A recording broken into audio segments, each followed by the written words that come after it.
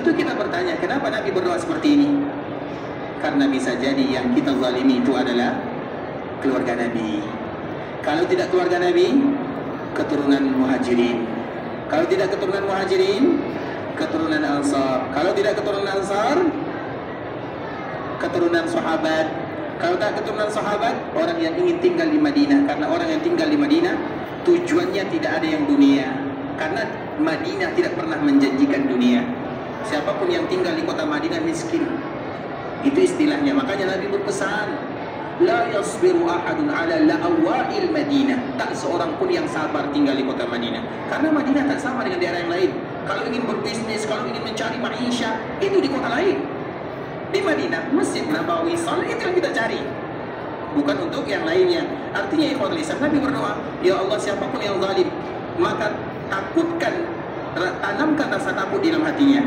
Kemudian untuknya laknat dari Allah, malaikat dan manusia. Kemudian Allah tak terima amal ibadahnya. Karena bisa jadi yang tinggal di sini adalah keluarga Nabi. Bisa dipahami? Jadi keluarga Nabi tinggal banyak di mana? Madinah. Dan kita selalu menyebutkan ya, di sini keluarga Nabi ada 7 kabilah. Di sini ada kabilah, ada 7 kabilah. Dan pemerintahan pada tahun ini agar kita tahu ya bagaimana di sini, karena di sini paling banyak. Kemudian di Taif, itu dari Husain di sana di Taif. Kemudian di daerah-daerah yang lainnya. Di Mekah juga ada. Kemudian mereka menyebutkan ikhwatul Islam pada tahun 1412 Hijriah. Berarti kurang lebih 30 tahun yang silam, pemerintahan ikut campur dalam masalah nasab. Sehingga mereka mengatakan siapapun yang mengaku keturunan Nabi maka mereka wajib tes DNA. Sehingga semuanya ikut tes. Kenapa pemerintah mengatakan yang demikian? Supaya nanti siapa yang pasti keturunan Nabi, mereka mudah untuk memberikan bantuan. Bukankah keluarga Nabi tak boleh menerima zakat? Bukankah yang bertanggung jawab terhadap keluarga Nabi itu siapa yang bertanggung jawab terhadap keluarga Nabi? Pemerintah, kerajaan. Bisa dipahami? Itu bertanggung jawab. Karena tak semua keluarga Nabi ada duit, kaya, tak semua.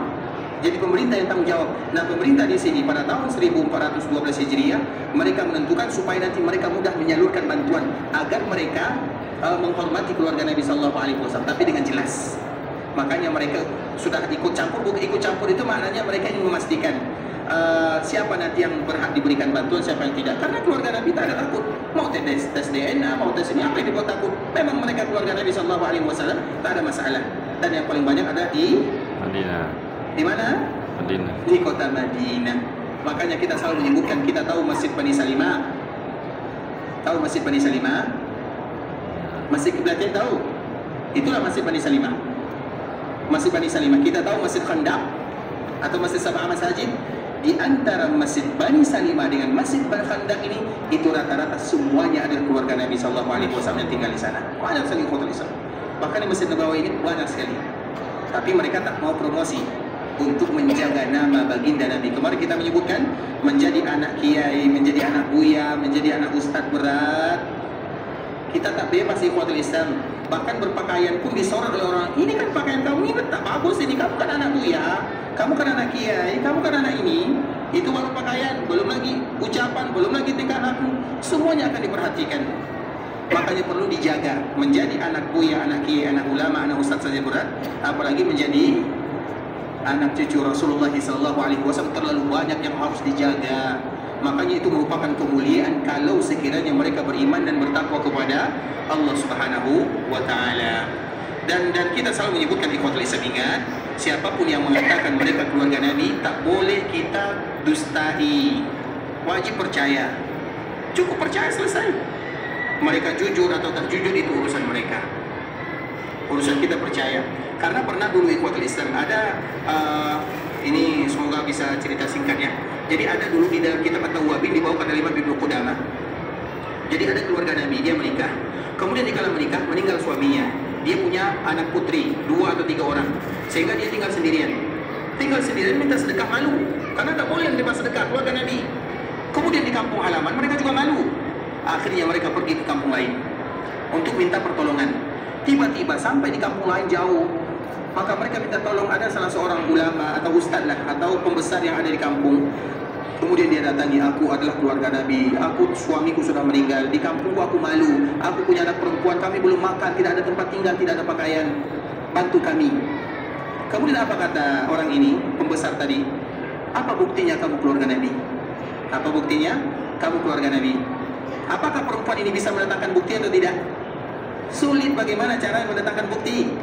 Kemudian ikhwatul Islam, setelahnya yang namanya orang yang sedang dalam keadaan darurat, dia minta tolong kepada siapa saja. Kebetulan dia minta tolong lagi kepada orang yang ada di daerah tersebut, tapi dia bukan beragama Islam. Karena sudah sulit. Tolong kami, aku ada cucu, aku ada keturunan Nabi, anakku kami belum makan, kami tidak ada pakaian, kami tidak ada tempat tinggal. Ditolong sama orang tersebut. Kemudian di malam harinya kedua-duanya sama-sama bermimpi. Yang satu ini bermimpi, yang ini juga bermimpi. Yang pertama bermimpi terjadi hari kiamat. Kemudian dikala terjadi hari kiamat, siapa yang kita cari? Baginda Nabi SAW. Kemudian tiba-tiba dia datang, ya Rasulullah, aku adalah umatmu. Kata orang tersebut, apa jawaban Nabi? Apa buktinya kamu umatku? Apa buktinya? Bagaimana cara dia jawab? Tak bisa.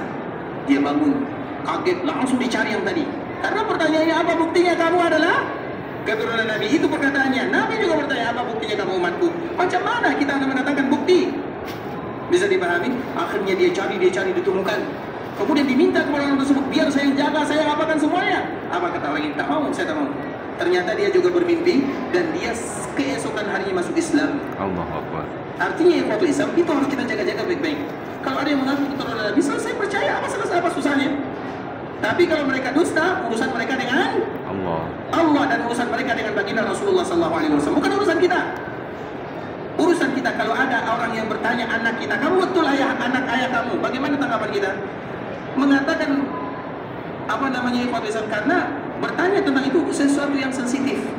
Dan seseorang yang menasabkan bukan kepada ayahnya adalah dosa paling besar. Makanya apabila kita punya anak angkat, jangan pernah nasabkan kepada kita. Misalnya kita seorang pekerja negara, kemudian nanti namanya dimasukkan ke dalam akta fulan anak saya. Walaupun kita mengatakan dia bukan anak kita, tapi kita tulis anak kita. Itu dosa namanya. Dosa besar, bukan dosa biasa. Makanya dalam surah Al-Ahzab Allah Subhanahu wa taala ceritakan, "Ud'uuhum li'abaihim." Panggil mereka, sandarkan kepada ayahnya. Siapapun yang menyandarkan dirinya bukan kepada selain ayahnya, itu dosa besar. Apalagi menyandarkan diri kepada baginda Rasulullah SAW. Kewajiban kita ikhwatul Islam, percaya urusan benar atau tak benar bukan urusan kita. Lebih adil, lebih munsif. Jelas kita. Kalau kita percaya, apakah rugi kalau kita percaya? Apa ruginya? Tak ada ruginya. Bahkan itu merupakan di antara bentuk wasiat dan nasihat baginda Rasulullah SAW. Tapi apakah harus diikuti? Maka disitulah kita melihat, kalau sekiranya mereka adalah orang yang seperti misalnya Imam Syafi'i. Imam Syafi'i itu jelas ikhwatul Islam, nasabnya kakeknya sama dengan kakek Nabi. Kakek dia sama dengan kakek baginda Rasulullah SAW. Masih banyak ulama-ulama yang lainnya. Tapi ingat, keturunan Nabi paling banyak di mana? Madinah. Di Madinah. Karena di sini awal mula. Dan semoga Allah Subhanahu wa taala menjaga kita bersama. Ikhwatul Islam, saudara kaum muslimin, para tetamu Allah rahimani wa rahimakumullah, sampai di sini pembahasan yang bisa kami jelaskan. Yang benar dari Allah Subhanahu wa taala, yang salah dari diri kami pribadi karena kurangnya ilmu kami, karena kebodohan, karena kejahilan, karena ketidaktahuan kami. Kami mohon maaf kalau ada kata-kata yang salah, kalimat-kalimat yang kurang tepat, bahasa-bahasa yang kurang bagus, dan insyaallah pembahasan ini akan kembali kita lanjutkan keesokan hari باذنillah taala. Namun kalau ada di antara kita yang ingin meninggalkan Madinah, pergi ke Mekah, semoga Allah memberikan kemudahan dalam perjalanannya. Allah menerima semua amal ibadahnya. Allah kabulkan setiap doa dan permintaannya.